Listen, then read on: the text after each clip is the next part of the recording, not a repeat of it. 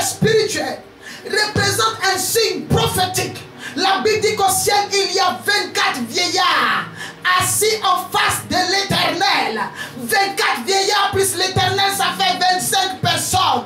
Lorsque nous voulons révéler ces choses de manière physique sur la terre, nous pourrons dire que les 24 personnes représentent les souverains sacrificateurs, les sacrificateurs ou même le peuple de Dieu. Mais ils représentent les 24 vieillards. Et celui qui est assis sur l'autel, c'est le souverain sacrificateur. Ils étaient 25. Parce que toute personne qui entre dans le temple de l'Éternel, qui monte jusqu'à sur l'autel, doit être commandée, téléguidée, gérée par le souverain sacrificateur. Je parle aujourd'hui aux hommes d'église. Je parle aujourd'hui aux hommes de Dieu. Si la gloire de Dieu ne descend pas dans nos ministères, ne descend pas dans nos églises, c'est parce que nous-mêmes nous avons souillé l'autel. Nous avons laissé des personnes tourner dos à l'Éternel. Nous-mêmes nous faisons partie des 24, des 25 personnes. Les 24 plus nous-mêmes. 24 vieillards qui sont en train de dire Saint, Saint, Saint devant le roi des rois. Mais le roi des rois est posé en dignité. Il est assis en dignité. Il y a des personnes qui veulent nous faire souiller l'autel. La gloire de Dieu, la Shekinah de Dieu ne peut pas descendre sur le peuple que représente Azer.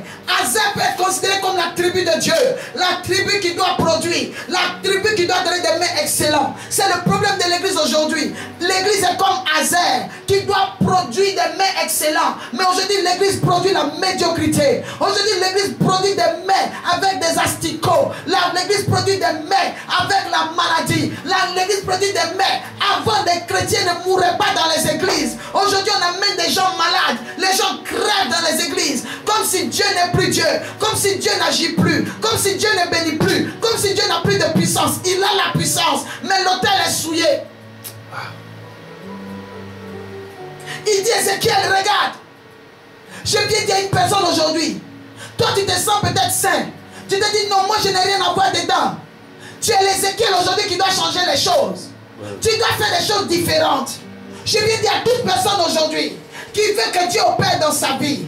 Nous devons demander au Seigneur de nous aider à rentrer dans notre destinée prophétique, mais en étant conforme à sa parole. L'autel de Dieu est souillé. C'est pour ça que Azer ne produit pas. L'autel de Dieu est souillé. C'est pour ça que nous ne pouvons pas fournir les mains délicats. Aujourd'hui, tu parles de pauvreté, c'est l'église. Tu parles de nécessité, c'est l'église. Tu parles de mendicité, c'est l'église. Vous allez dire non, c'est pas l'église, puis vous allez dire c'est le pasteur qui a les grosses voitures. Ça n'a rien à voir. Le développement physique et spirituel doivent être concordants. La Bible dit prospère à tout égard. Comme prospère l'état de ton âme. Je peux avoir une voiture, mais mon âme n'est pas prospère.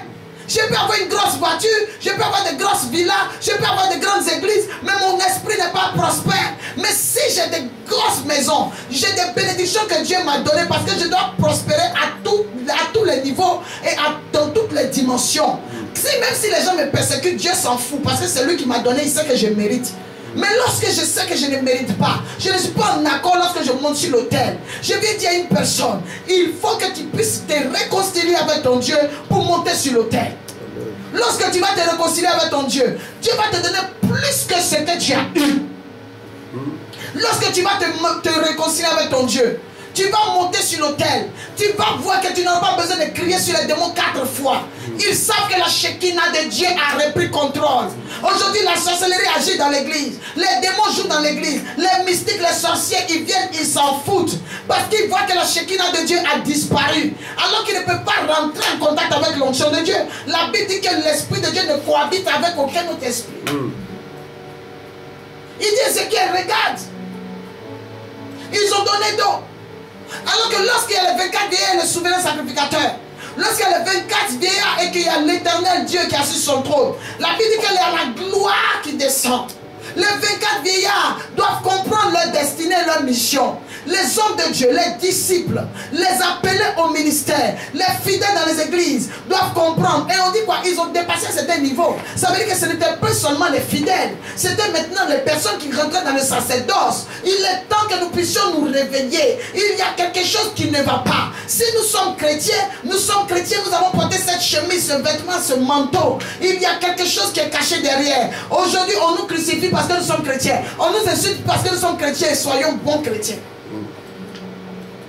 Si nous sommes des bons chrétiens, nous allons voir que tôt ou tard, tous ceux qui nous ont critiqués, tous ceux qui nous ont calomniés auront besoin de nous. C'est une loi de Dieu. Dieu opère comme ça. Il va finir par te ramener les personnes qui t'ont critiqué, qui t'ont insulté. Tu te dis, c'est pas possible, ils m'ont trop mal insulté. Si, Dieu fera. Hazer produit une nourriture excellente. Lorsque Hazer produit, personne ne peut empêcher. Personne ne peut dire non, Hazer, tu ne produiras pas. Et les portes du palais sont obligées de s'ouvrir. Même si la garde rapprochée du roi n'aimait pas Hazer, ils sont obligés à cause de ce que Hazer a en main. Je dis à une personne, mon Dieu veut t'introduire, mais il a besoin que tu sortes la malédiction, que tu sortes l'échec, que tu sortes la mort en fermant la porte à l'ennemi, en fermant la porte que tu as ouverte à l'ennemi, en fermant la méchanceté, les critiques, les abominations, en fermant le péché et tout ce que tu connais, en fermant aujourd'hui ton manque d'amour pour le royaume, ton manque d'investissement pour le royaume, ton dépouillement, le dépouillement que tu fais au peuple de Dieu qui n'est pas normal. La Shekinah de Dieu ne peut pas descendre. Le Seigneur dit dans Ézéchiel 8, verset 16, il dit à Ézéchiel, et même s'il crie à moi, à haute voix, je ne répondrai pas. Ce n'est pas moi qui le dis. Il dit, moi si j'agirai, au verset 18, avec fureur, mon œil sera sans pitié. Ça veut dire quoi? Il dit, je n'aurai point de miséricorde. Des fois, nous les chrétiens nous disons, non mais, attendez. Même si Dieu dit, on prie là, il ne nous voit pas. Il dit, son œil n'aura pas de miséricorde. Ça veut dire qu'il y a un niveau là, même quand tu pries, il te voit. Si c'est voir là seulement là, il a fini une vision. Il te voit très bien. Mais il a décidé que son œil n'est pas de miséricorde pour toi. Il n'a même pas dit compassion. Parce qu'il a déjà arrêté ta sentence. Il dit, mon œil n'aura pas de miséricorde. Si nous prions que nous ne voyons rien, laissons un peu les sorciers. Parce qu'ils ne peuvent pas être aussi résistants que ça quand même. Ils ne peuvent pas être aussi résistants. Ils ont été vaincus et seront encore vaincus. Revoyons nous-mêmes maintenant pour voir si nous-mêmes ne sommes pas les sorciers de l'histoire. Parce que des fois même les sorciers de ta famille sont des simples passants par rapport aux sorciers que toi-même tu es. Toi-même tu as le doyen de la sorcellerie parce que tu as toutes les attitudes et les aptitudes d'un sorcier. Tu es faux, tu es mesquin, tu fais semblant, tu es hypocrite, tu es jaloux, tout ce que tu veux. C'est comme ça qu'un sorcier est. Il dit, je fermerai mon œil. Je les regarderai mais sans miséricorde. Alors que nous devons rentrer dans Hazer. J'ai dit à une personne ce mois qui doit rentrer dans Hazer, qui doit produire une nourriture excellente, qui doit fournir des mets délicats au palais.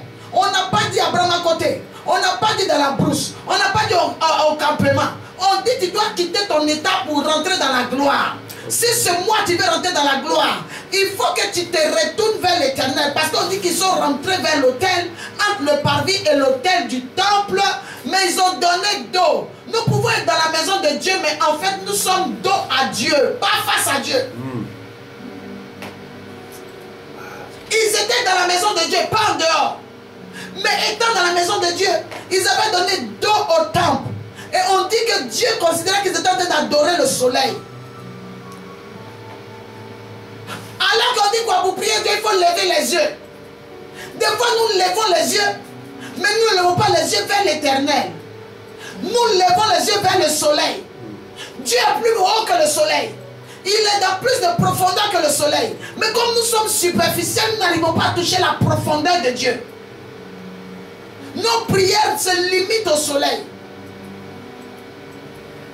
24 heures, 25 heures, assimilés aux 24 vieillards. Des personnes chrétiennes réelles ne peuvent pas faire un regroupement de prières sans qu'il y ait des signes qui accompagnent. 25 personnes. Alors qu'on l'avait dit qu'il y a 24 vieillards sur le trône. Et le Seigneur est assis sur son trône et les 24 vieillards disent qu'il est saint. Il y a aussi le fait aussi que certains sacrificateurs sont devenus des dieux. La gloire ne demande plus vers le trône.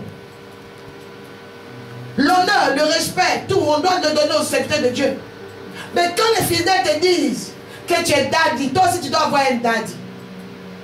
quand les fidèles se mettent à genoux devant toi, toi aussi on doit te voir au moins une fois dans l'église, t'es couché aussi pour pleurer.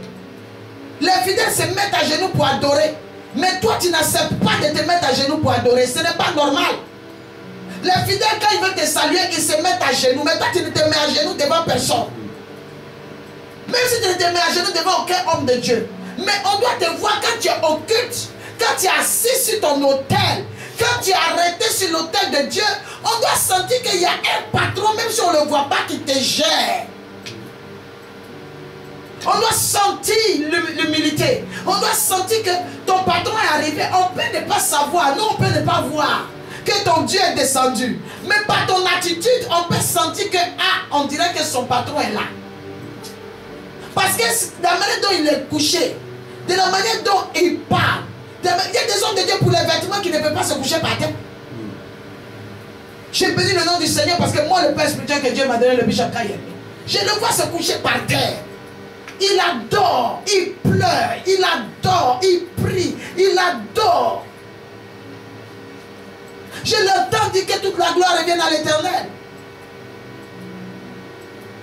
Même si on nous honore, nous devons en même temps retourner cette gloire à ce Dieu-là.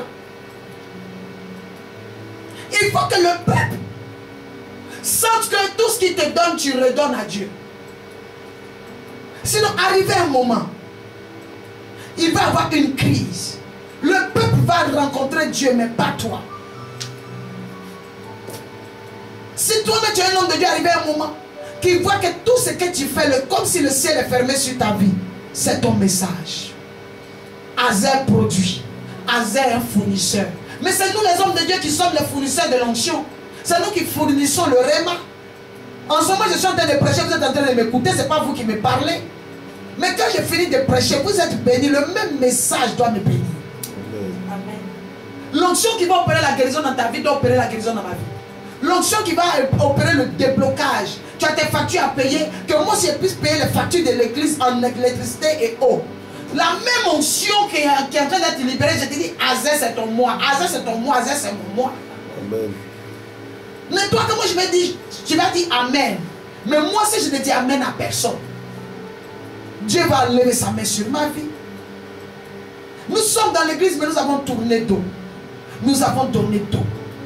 Mais je te dis ce mois, le message que je suis en train de prêcher, si tu l'entends, que tu l'écoutes, que tu fermes la porte, qui est la porte démoniaque, la porte qui veut t'empêcher de rentrer dans ta destinée prophétique, la porte qui veut te mettre en palabre avec Dieu, la porte qui fait que tu ne peux plus prier comme avant, parce que l'ennemi t'a dit Dieu ne peut pas t'écouter. Je te dis maintenant, tu peux tomber face contre terre.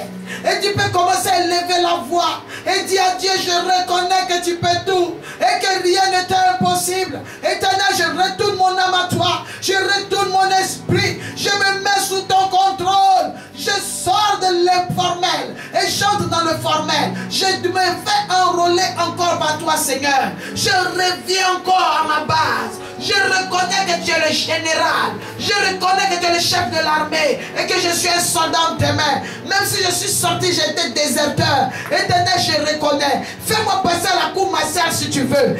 Frappe-moi, chicote-moi, mais ne me déshabille pas. Ne me jette pas en dehors de ton armée. J'ai besoin que tu opères dans ma vie. J'ai besoin que tu restaures mon huile. J'ai besoin que tu restaures ma face. J'ai besoin que tu assainisses mon cœur. J'ai besoin que tu remplisses, que tu charges ma foi.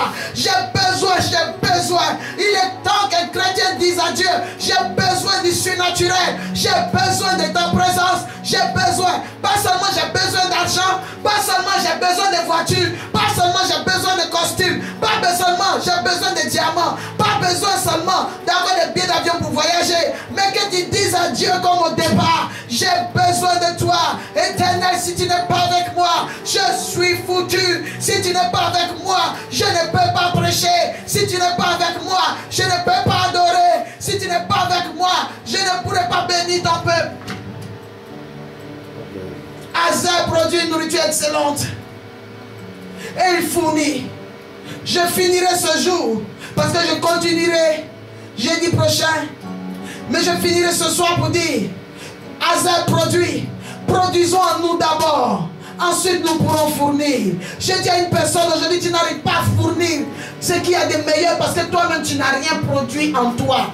Il est temps ce mois que tu travailles avec ton Dieu, que tu ailles te mettre à jour dans le milieu céleste, afin de savoir ce que Dieu veut aujourd'hui, afin de savoir qu'est-ce que Dieu appelle meilleure production, afin de savoir qu'est-ce que Dieu appelle don, qu'est-ce que Dieu appelle grâce, qu'est-ce que Dieu appelle talent. Mets-toi à l'ordre du jour spirituellement. Reconnecte-toi à ton Dieu. Cherche à entendre ce qu'il veut.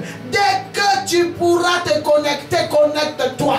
Je te dis dans la suite des temps, tu verras que tu commenceras à produire le meilleur. Tu verras que le péché qui était un obstacle va te libérer. Tu verras que ce que tu n'arrivais pas à dompter, tu vas dompter. Tu verras que tes amis qui t'emmenaient dans la débauche, ceux-là ne pourront plus avoir accès à toi parce que tu vas sortir du système. Ensuite, tu verras dans la suite des temps, même si les gens ne croient pas, il y aura des signes qui prouveront que tu es devenu un fournisseur. Tu vas commencer à fournir, mais ton don, ton talent, ton appel va être recherché dans le monde entier. Ton don, ton talent, ton appel, ta grâce, la chose de Dieu en toi va être recherchée par des personnes qu'on ne peut pas toucher facilement. Tu auras accès, tu as besoin que les portes s'ouvrent, tu as besoin de vivre le mystère de l'accès. Il faut que tu révèles à ton Dieu. Ferme les portes de Tammuz, ferme les portes de soleil levant, ferme les portes des regards inquiets que tu te promènes et connecte-toi maintenant à la porte étroite, mais qui est la porte du salut, Jésus-Christ de Nazareth. Amen. Que mon Dieu bénisse une personne au nom de Jésus. Amen. Amen.